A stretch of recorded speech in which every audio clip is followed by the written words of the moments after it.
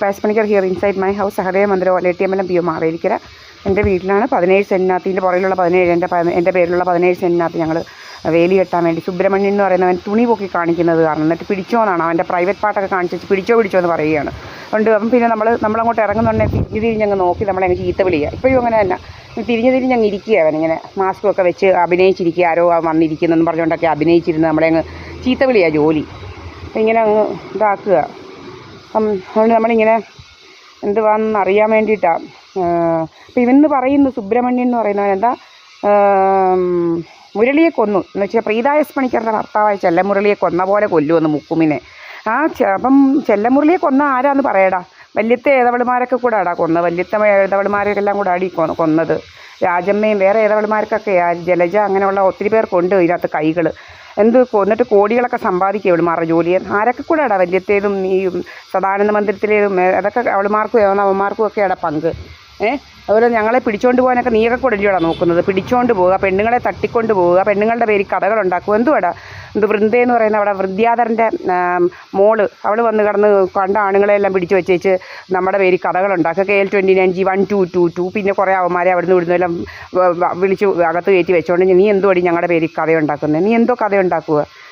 ഞാൻ എൻ്റെ ഇതിനകത്ത് ഇടുന്നുണ്ട് മുക്കുമാണ് ഇവിടെ ഉള്ളതെന്നുള്ളത്. കറക്റ്റായിട്ട് മുക്കുമിൻ്റെ ഷേപ്പും മുഖവും എല്ലാം ഞങ്ങളുടെ ഇതിനകത്ത് CCTVയിനകത്തും എല്ലാം കിട്ടുന്നുണ്ട്. മനസ്സിലായില്ലയോ? എൻ്റെ മുക്കുമിൻ്റെ എല്ലാ മുഖം നല്ലപോലെ അതിനകത്ത് പതിയുന്നുണ്ട്.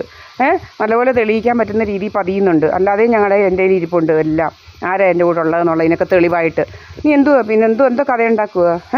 നീ പിന്നെ രാജമ്മ അയ്യോ രാജമ്മയോട് വലിയ ഇത് നിങ്ങൾ പ്രേമമാണ്. സുബ്രഹ്മണ്യനും സദാനന്ദ മന്ത്രി സോമരാജനും എല്ലാം കൂടെ എന്തുവാ രാജമ്മ? അവൾ കുറേ കള്ളത്തരമൊക്കെ കാണിക്കുക, നല്ല മിടുക്കി. അവൾ അവിടെ ഭർത്താവിനെയും ഒരു കൊച്ചിനെയും 10 മാസം ആയപ്പോഴത്തേന് കൊന്നു. പിന്നെ രണ്ടാമത്തെ ഒരുത്തനെയും ഇതാക്കി കൊന്നേച്ച് അവളിങ്ങനെ നടക്കുക. അവിടെ കൂടെ നിന്ന് വിനോദിനിയെ തട്ടി, അങ്ങനെ ഒത്തിരി പേരെ തട്ടിയ ചരിത്രമാണ് ഉള്ളത്. അവൾ പിന്നെ ഇവിടെ കയറി ഇതുപോലെ വരിക്കാമെന്ന് വിചാരിച്ചു. അവൾ ആരാണ്ട് എന്തോ മെമ്പറും അവളെ ഇവിടെ എൻ്റെ അച്ഛൻ കല്യാണം കഴിച്ചത് രത്നമ്മ, എൻ്റെ അമ്മയെ കല്യാണം കഴിച്ചത് രാജമ്മയല്ല. ഇവളിവിടെ കയറി ഭരിക്കാൻ ഇവർക്ക് എന്താ അവകാശമാണ്? മെമ്പറൊക്കെ ചാടി വരുന്നത് നമ്മളിവിടെ പറഞ്ഞ് ഇവരിവിടെ നിൽക്കാൻ പറ്റത്തില്ലെന്ന് പറഞ്ഞു വിട്ടപ്പോൾ മെമ്പർ ചാടി വരുന്നു. പണ്ടത്തെ ലീലാമ്മയെന്ന് പറഞ്ഞൊരു മെമ്പറിൻ്റെ നിയമമൊന്നും അറിയത്തില്ലയോ? മെമ്പറാന്ന് പറഞ്ഞ് നടന്നാൽ പോരാ. അക്ഷരാഭ്യാസം ഉള്ളവരെയും പഠിത്തമുള്ളവരെയും നിയമം അറിയുന്നവരെയൊക്കെ മെമ്പറാക്കണം. അന്നേരം മെമ്പർമാർ വരത്തില്ല. അത് അവരുടെ കുടുംബ പ്രശ്നം, അല്ലെങ്കിൽ അവരുടെ വീട്ടിൽ അവർക്ക് യാതൊരു അവകാശമില്ല. അവരെ ഇറക്കി വിട്ടാൽ എനിക്ക് പോകേണ്ട യാതൊരു കാര്യമില്ല. പോലീസുകാരും പോലീസ് സ്റ്റേഷനിലൊക്കെ പോയത് എന്തിനാടാ പോലീസ് സ്റ്റേഷനിൽ പോകേണ്ടത്? പോലീസുകാർ എന്നിട്ട് എന്താ വരാഞ്ഞത് അവരെയും കൊണ്ട് ഇവിടെ കുടിയിരുത്താൻ വരാനൊക്കത്തില്ല. കാരണം എൻ്റെ അച്ഛൻ്റെ എൻ്റെ പേരിൽ കിടക്കുന്ന എൻ്റെ വീട്, എൻ്റെ വസ്തു. രാജമ്മ ആരാ? രാജമ്മ 2 കെട്ടിയ വസ്തുവും വകയൊക്കെ എന്ത് ചെയ്യുക? രാജമ്മ 2 കെട്ടിയായിരുന്നു. ആദ്യത്തെ 10 മാസം കൊണ്ട് വകവരുത്തിയേച്ച് അവൾ നടന്നൊരു കൊച്ചിനെയും വകവരുത്തിയേച്ച് നടക്കുമായിരുന്നു. പിന്നെ കുറേ നാൾ കഴിഞ്ഞപ്പോൾ വേറൊരുത്തനെ കെട്ടി.